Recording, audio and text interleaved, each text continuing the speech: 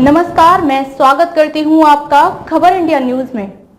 आइए नजर डालते हैं आज की खास खबर पर।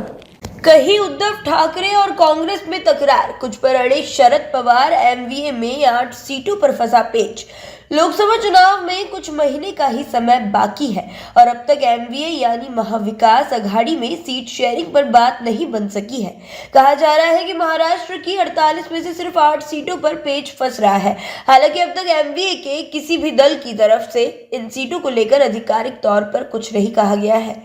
ईसीआई यानी भारत निर्वाचन आयोग फरवरी के अंत में या मार्च के पहले सप्ताह में तारीखों का ऐलान कर सकता है।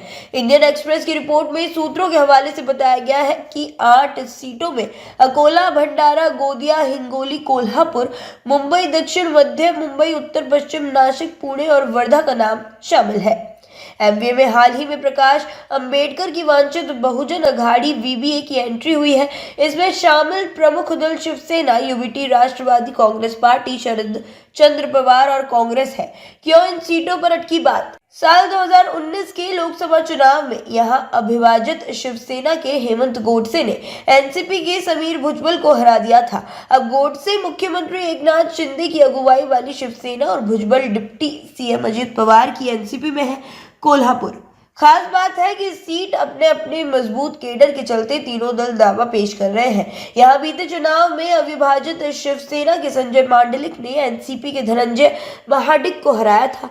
रिपोर्ट में सूत्रों के हवाले से कहा जा रहा है कि यहां से छत्रपति शाहू महाराज के वंशज श्रीमंत शाहू छत्रपति को विपक्ष के उम्मीदवार के तौर पर उतारा जा सकता है।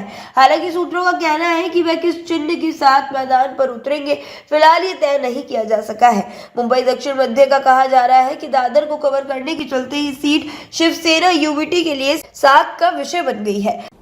खबरों में अब तक के लिए बस इतना ही। फिर होगी आपसे मुलाकात ऐसे ही एक खास खबर के साथ। तब तक के लिए नमस्कार और बने रहिए खबर इंडिया न्यूज के साथ।